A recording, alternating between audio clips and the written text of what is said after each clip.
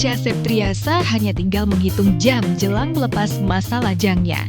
Jika tak ada aral melintang Minggu 11 Desember 2016, Acha akan melangsungkan pernikahan dengan Vicky Karisma di sebuah hotel di kawasan Jakarta Pusat. Sejak awal isu pernikahannya mencuat di media, Acha jarang sekali mengumbar setiap momen yang dilakukannya menuju pelaminan. Sama seperti momentum lamaran dan pertemuan keluarga kemarin, Acha juga menggelar acara pengajian dan pembacaan doa jelang hari pernikahan di kediaman orang tuanya di kawasan Tebet, Jakarta Selatan. Namun lagi-lagi, Acha tidak memberi lampu hijau kepada insan media untuk mengabadikannya. Karena memang kita sangat tertutup ya acara hikmat, karena kita ingin mendekatkan diri kepada Allah menjelang hari-hari hanya kita semua bersilaturahmi sambil membaca Al-Quran, membaca doa, mendengarkan tausiah, nasihat yang sehat dari orang tua kita. Tidak ada dari keluarga pria di sini karena kita memang mengadakan acara ini khusus untuk keluarga calon mempelai wanita karena kan udah tinggal lusa ya, jadinya mereka juga kayaknya nggak akan bertemu sampai hari hanya. Khidmat lebih intim dan penuh rasa haru. Begitulah kira-kira gambaran suasana acara pengajian jelang pernikahan Acha Septriasa, di mana Acha menangis haru ketika harus memohon doa restu kepada kedua orang tuanya karena bakal segera keluar dari rumah dan hidup bersama suaminya. Jadi tadi ada puisi dari Acha untuk mamah papahnya secara langsung dibacakan. Selain Acha membaca ayat suci Al-Quran, Acha juga membacakan puisi khusus untuk mamah papahnya. Dan sangat mengharukan sekali, kita semua menitikkan air mata. Perasaan Acha itu kelihatan ya nggak deg-degan, tapi ada rasa sedih campur bahagia ya. Sedih karena akan lepas dari orang tua seperti anak ayam ya dengan induknya gitu ya, akan dilepas oleh orang tuanya dan orang tuanya pun juga merasa agak berat tapi bahagia.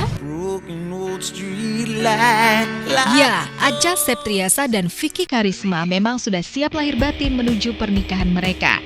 Setelah resmi menikah nanti, Acha bahkan rela meninggalkan keluarga dan karirnya di Indonesia untuk mengikuti suaminya yang bekerja dan tinggal di Sydney, Australia. Ya kalau kita sih planningnya pasti Acha ikut dulu ya ke sana ya. Jadi emang harus. Anggun terus menunjukkan kebolehannya sebagai diva kelas internasional. Meskipun prestasi demi prestasi telah diraihnya, penyanyi kelahiran 29 April 1974 itu toh tetap semangat berjuang menghasilkan karyanya yang indah dan menghibur. Tanggal 1 hingga 3 Desember 2016 kemarin, Anggun berkesempatan mengadakan tur keliling Eropa. Dalam perjalanannya, Anggun sangat bersyukur dan bahagia karena mampu menghibur semua fansnya yang datang dari penjuru jagat ini. Yang menarik buat aku tuh lihat yang datang, fans-fansku tuh nggak cuma orang Perancis saja, ada juga orang Indonesia, ada banyak orang Asia kayak Thailand, Filipina, tapi banyak sekali orang-orang Eropa yang mereka bela-belain datang dari Inggris. Dari London ada yang datang, dari Italia, ada satu orang Arab yang datang, dia rumahnya di Riyadh, dia datang selama 3 hari berturut-turut, nonton konser yang sama. Seneng kan pasti didatengin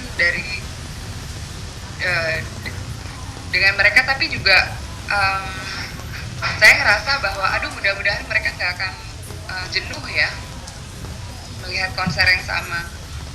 Tapi sebenarnya ternyata kejenuhannya itu tuh nggak ada sama sekali, karena kan setiap malam konsernya itu pasti berbeda walaupun isi konsernya sama. Meraih karir hingga kancah internasional sebenarnya bukan cerita baru bagi seorang Anggun. Namun di balik semua prestasi yang dimilikinya, Anggun mengaku bangga jadi orang Indonesia. Tiap hari ia selalu update tentang perkembangan dan situasi di bumi Nusantara. Sementara terkait gempa bumi yang memporak-porandakan tanah Aceh 7 Desember kemarin, Anggun merespons secepat kilat. Ia tidak hanya berdoa, tapi juga memberi donasi. Saya pasti mengikuti, karena kan apa yang terjadi di Indonesia, saya merasa kalau Indonesia lagi jatuh, saya merasa sakitnya. Kalau Indonesia lagi jaya juga saya juga ngerasa senang. Masalahnya sekarang Indonesia lagi rawan sekali dan banyak orang yang uh, yang kelihatan baik dan yang berkedok lah. Sekarang kita harus hati-hati dengan orang kita sendiri.